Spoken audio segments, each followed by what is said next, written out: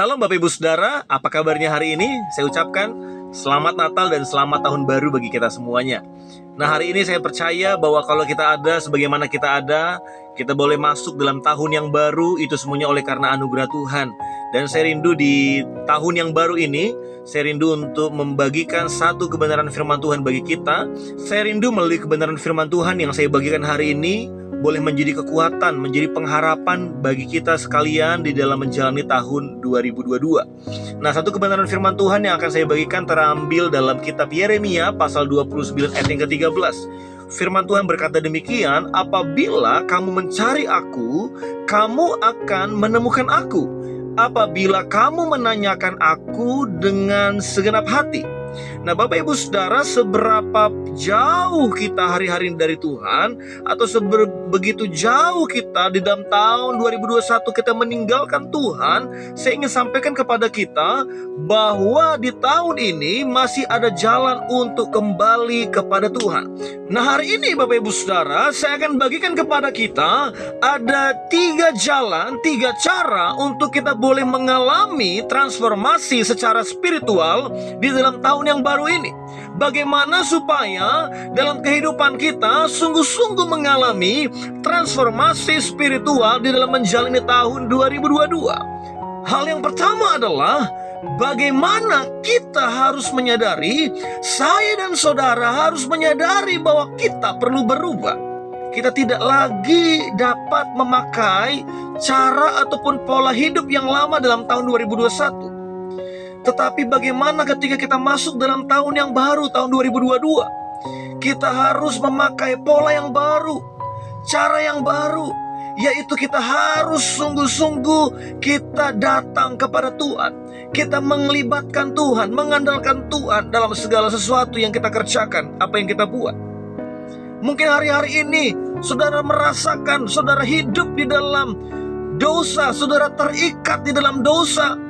Di awal tahun ini mari sama-sama kita minta kepada Tuhan pemulihan yang daripada Tuhan dikerjakan dalam hidup saya dan saudara, sehingga saudara dapat masuk mengalami transformasi secara spiritual. Yang kedua, bagaimana supaya kita boleh mengalami transformasi secara spiritual di tahun yang baru ini? Yang kedua adalah saudara harus mengakui dosa saudara.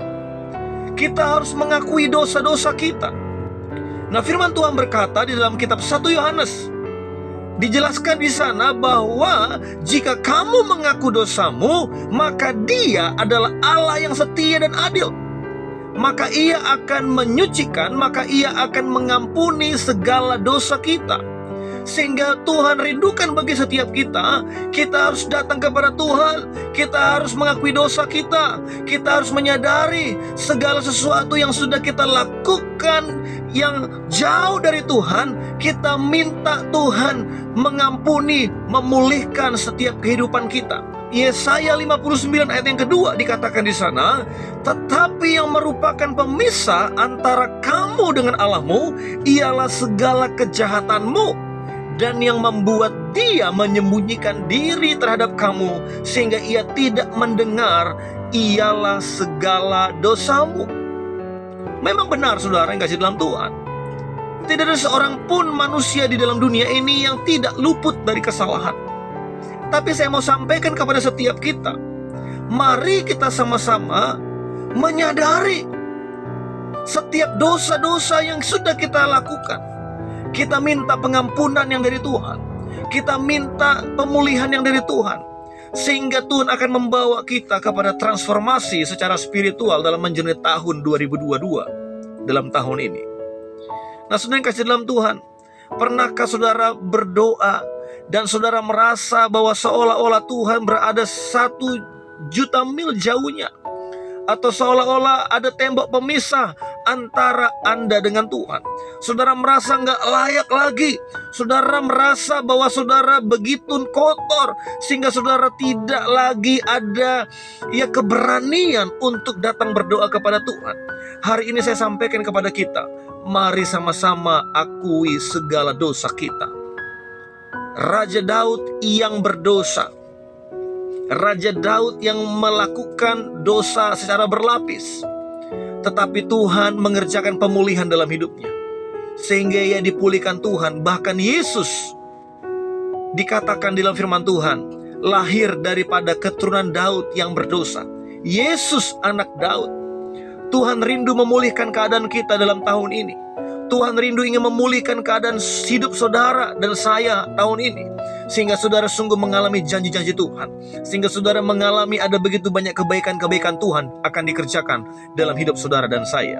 Hal yang ketiga, Bapak Ibu Saudara, bagaimana saudara boleh mengalami transformasi secara spiritual. Kalau yang pertama tadi, saudara harus menyadari bahwa Anda perlu berubah.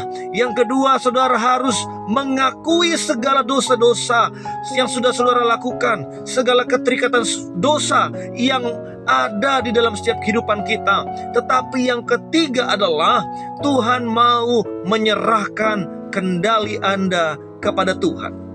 Mari sama-sama kita menyerahkan kehidupan kita kepada Tuhan. Alkitab berkata dalam kitab 2 Korintus pasal 3 ayat yang ke-18, dikatakan demikian, dan kita semua mencerminkan kemuliaan Tuhan dengan muka yang tidak berselubung.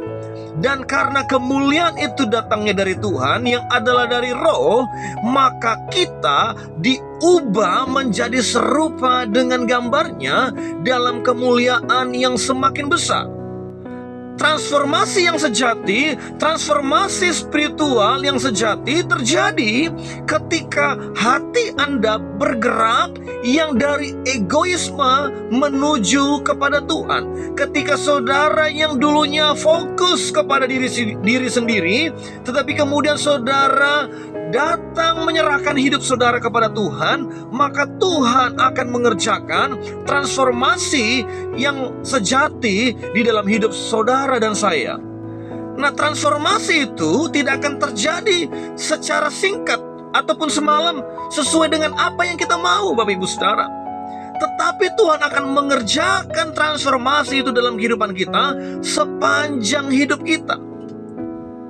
Akan tetapi Tuhan akan memulai proses tersebut, dan saudara harus mengambil keputusan untuk bertobat. Saudara mengambil keputusan untuk berubah. Saudara harus mengambil keputusan untuk berbalik kepada Dia. Sehingga Tuhan katakan di dalam Roma pasal 12 ayat yang pertama, dikatakan di sana, demi kemurahan Allah aku menasihatkan kamu supaya kamu mempersembahkan tubuhmu sebagai persembahan yang hidup, yang kudus, dan yang berkenan kepada Allah. Itu adalah ibadahmu yang sejati.